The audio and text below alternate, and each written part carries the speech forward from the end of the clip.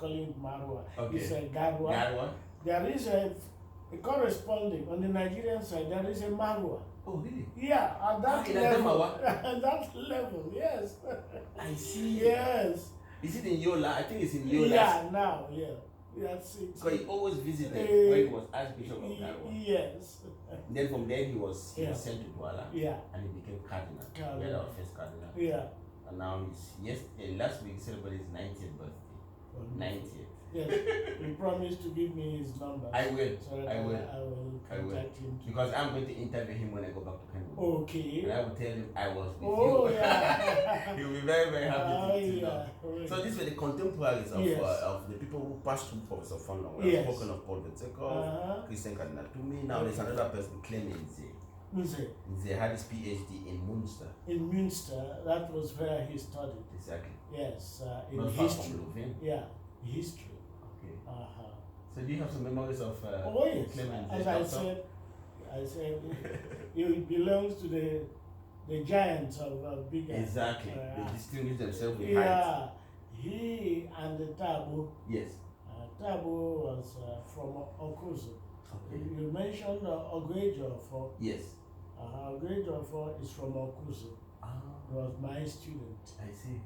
But Clement again was in that 1960 ordination year. Okay. Yeah. He and Onah and Godwin Hartman. Okay. I see. Yes. Interesting. Now, Clement was also another gentle giant. And then I had occasion to associate with him then before he went to study in Munster. And thereafter. Okay. Yes. You see, there are some of those Cameroonian, because they were trained here and their best friends are among us. Exactly. So they never completely forgot. Yeah. No. In spite of all the governments have not helped communication. There is no good road system. Can you imagine? It's unfortunate. And from Ekuwem, yes, the Cameroon border is only 10 miles. Just 10. So why can't they make it? Because of the Biafran War. Yes. Ahiju. Yes. Our first president. Yes. He had an understanding with God not to make the Cameroon an available backside to the Biafran effort. I see. And that's why no plane ever landed there or from there or to there. So that's why all the relief into Biafra was in Sao Tome. Which is an island. And Gabon. I see. Also, Gabon was French speaking. Yeah. And de Gaulle was well wishing Biafra. Yes. But Ahiju, with his religion, he knew that he was playing the Hausa card. Exactly. And then, I don't know how Paul Biya be doing that sort of thing as an ex-seminarian. And we are talking of an ex-seminarian. Exactly. When we go back to what we have been talking about, the impact of seminary. Yes. So,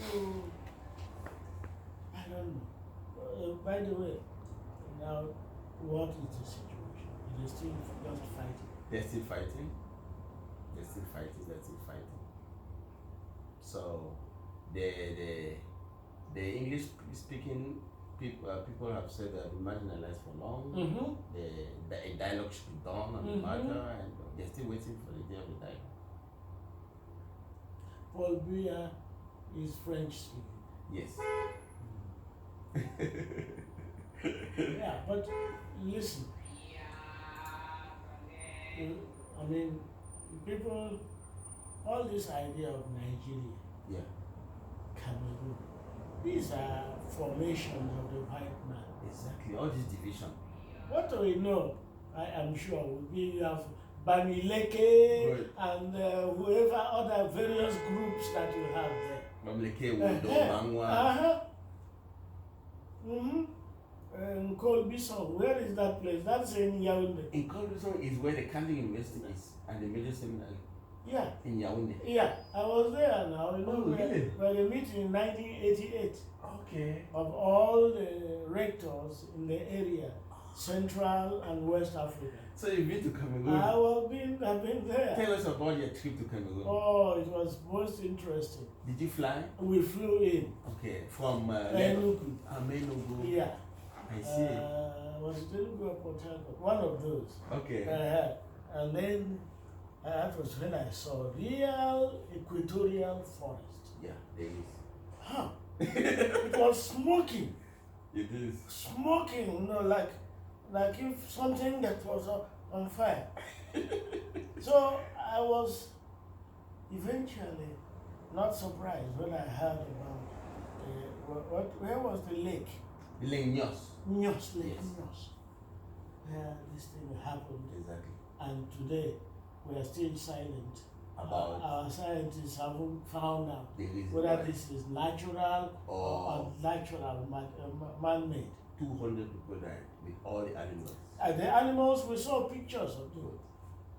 And that happened when Fonlon was in Ottawa to give a conference.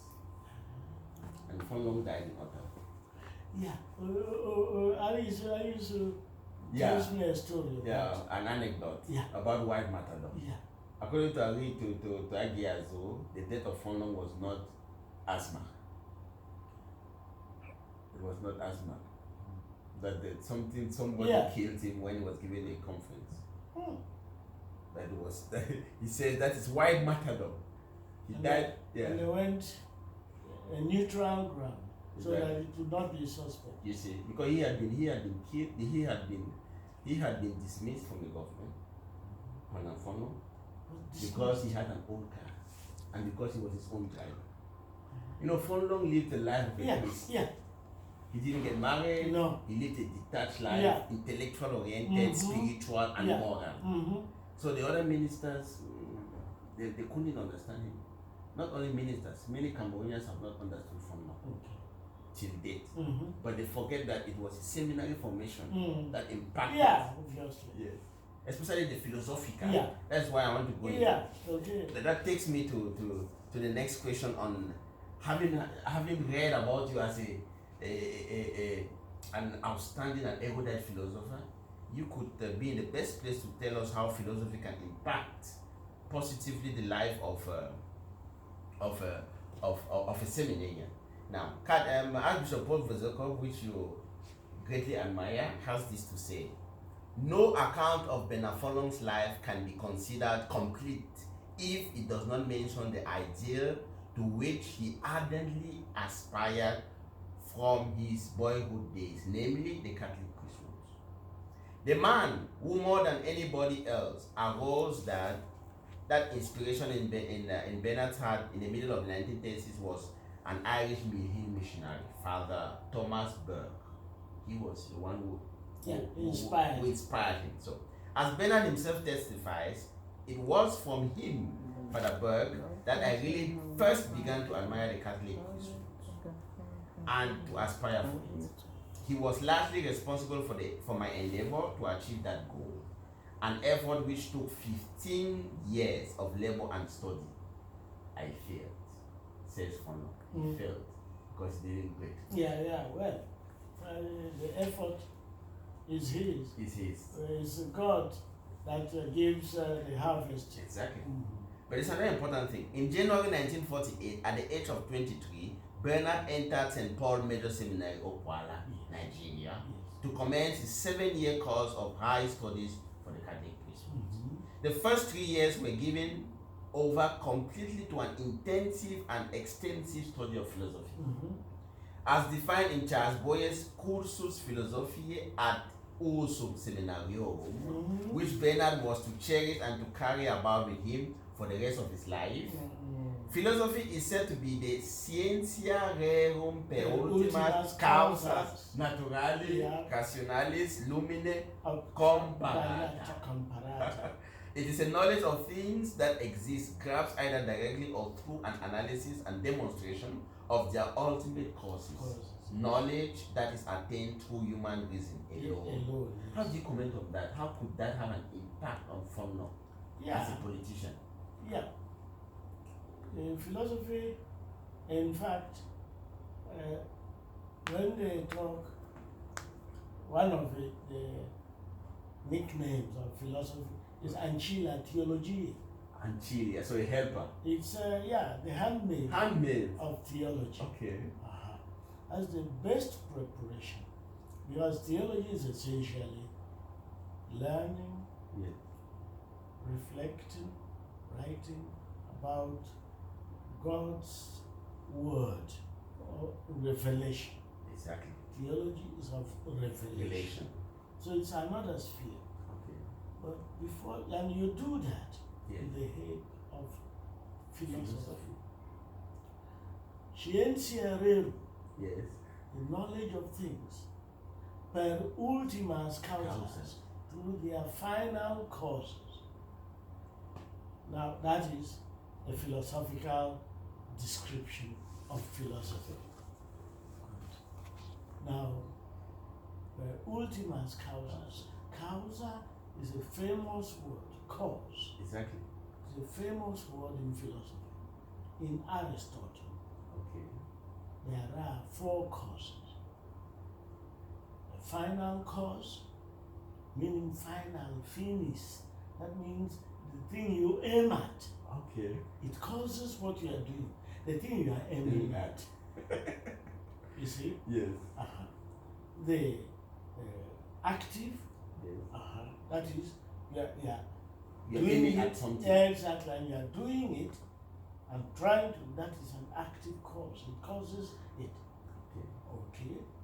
The formal cause is, in fact, what you had in mind that helps you to attain that final end. Okay. And then formal. Yeah. What you have in mind. Exactly. So you have how many have I mentioned? 4. There are 4. Yes. And Aristotle analyzes them. That is in his metaphysics. That's true. And what it means here Yes, Professor. is that philosophy does not. Oh, this is George. George is just coming from the Cameroon. That is not philosophy. Okay. You have to ask final cause. Cause why is he here? You have to start there. Okay. And even ask about your origin. Okay. Where in the Cameroon are you from? So it's more profound. Yeah, exactly. That is what the French call approfondissement. Oui, monsieur. So this is where philosophy. Vous parlez français très bien. Oh oui, ouais. J'ai fait mes études à Louvain. Ah oui, il parle français là-bas.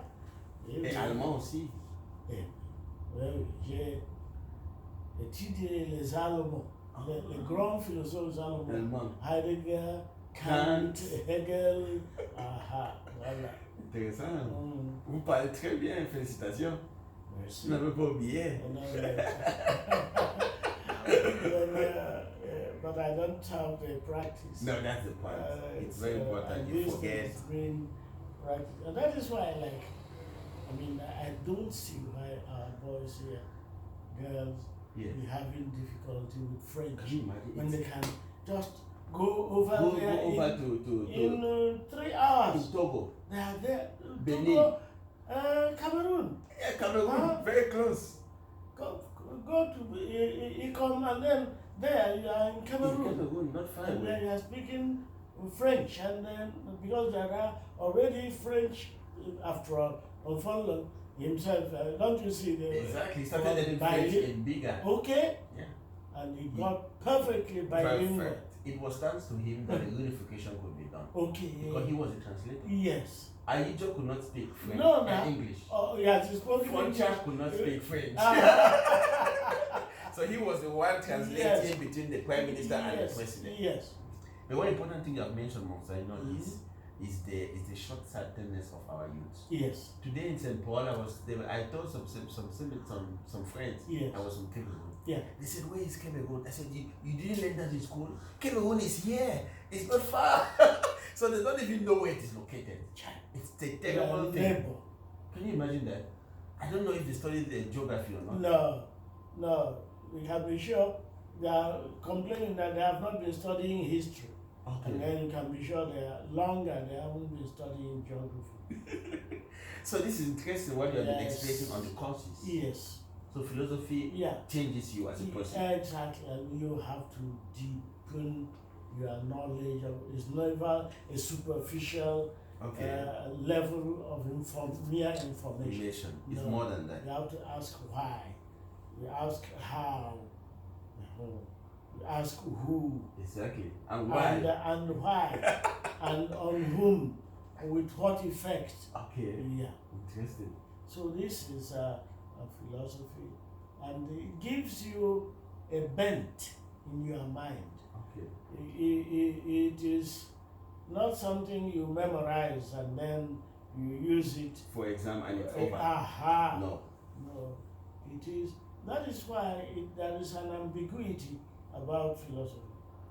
Once you do it at that academic level, Plato, Aristotle, Kant, Hegel, Heidegger, Sartre, all that level, it's okay. But many people detach it from their personal life. From life. You see, they think it is an academic thing where you have to score good marks and then forget about it. Whereas in Aristotle's famous book, and then on metaphysics, he really started with a history of philosophy up till himself.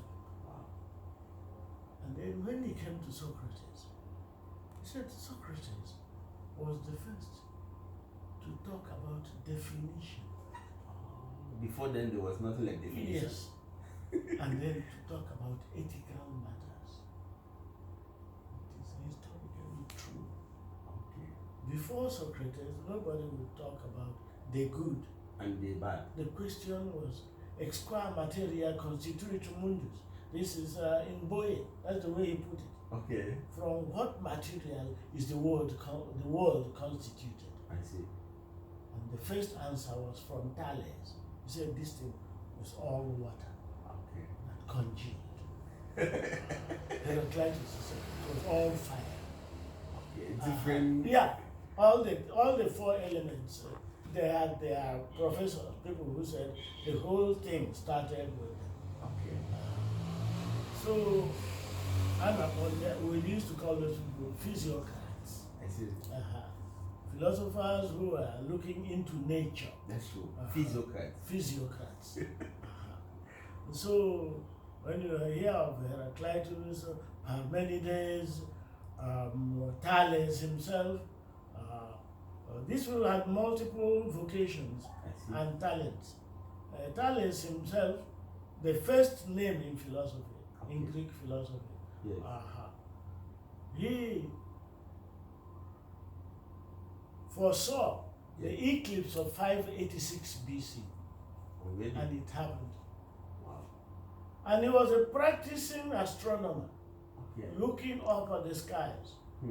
And he was looking one day and then fell into a pit. Oh my God. And his mate laughed at him.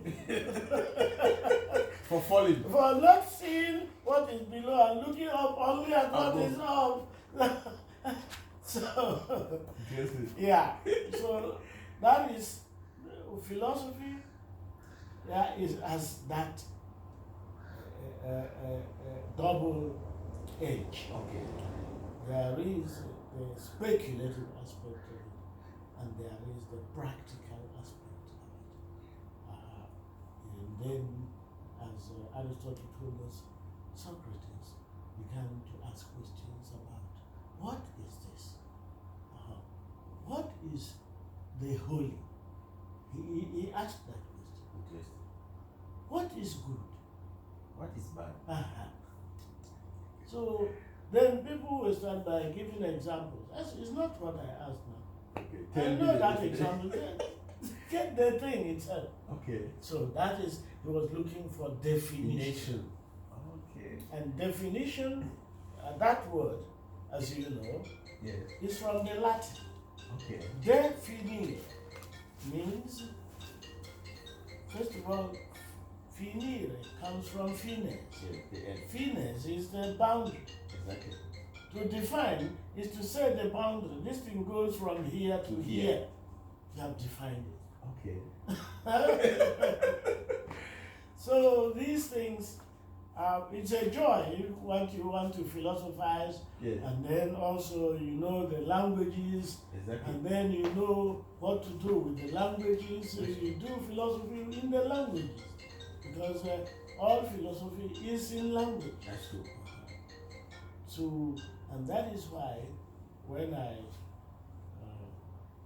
was inspecting yes, former philosophers to know how we could really ourselves develop African philosophy, then I saw that, many of them were very sophisticated. okay, And they were building on former philosophers. So it was difficult, but eventually, with patience, if you look into them, you find out that every one of them yes, was coming from his background of culture and especially of language. okay, Today, you know that in England, yes, from the time of Bertrand Russell yes, and Whitehead, everybody is talking about language. It's language, linguistic philosophy. Okay, language, for them, is English. okay, They cannot do linguistic philosophy in French. I see, So you can see already yes, that philosophy is based on the language. Okay. They have written books on language and meaning, but are talking about English. They have no idea what happens in the German language area. so language is a barrier? Yeah, for them. But for others, where that language is the base That's true. of philosophy. That is it. And that is the Greeks, that's what they did. Okay. Aristotle analyzed from the Greek. Yeah, because he was a Greek. Yeah, that's it. Always from the Yes. importance of culture. Yeah, that is the point. Okay. And then once these people came, they began to let us know that it's philosophy on its own, universal. Okay. Universal validity for whom? When you are a German and a German Christian. It makes it more complicated. Yeah, many of them, Kant was a pietist. Exactly. Hegel, he was in the Stift. He wanted to be a priest. Okay. Heidegger himself was a Jesuit. Okay. And when they write, if you know, then you see the Christian background in what they are writing. Hegel's entire history of philosophy is only possible if you are a Christian who envisage the end of time. The Greeks never envisaged that the world would ever end. They never took it for granted. Okay. So they just took it as it is. I see. It seems we have lost our light, yeah? Yeah. Okay. I don't know what we can do. No, but it continued. It records. Okay. Yeah. So, how many hours is it? Okay, they're coming again. 1 hour, 24 minutes. 24 minutes. Okay. 2 hours minutes. They're coming again. Okay. So, all the philosophers are from their culture. this shows the importance of culture. Absolutely. We cannot afford to forget our culture because we're in America. No. Or because we're in Europe. No. And you cannot philosophize as an African.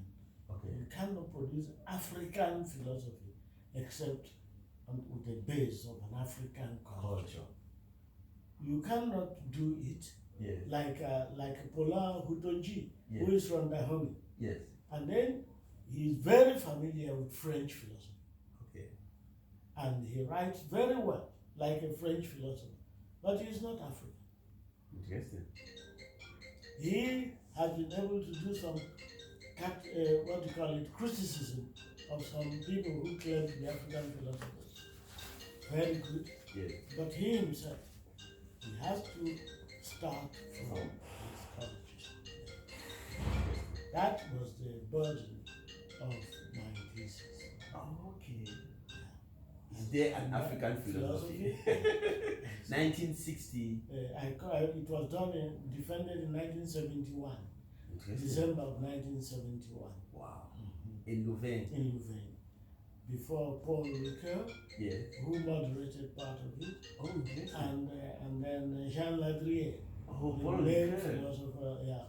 So those were my moderators. Interesting. You had the distinguished honor and privilege. Yes.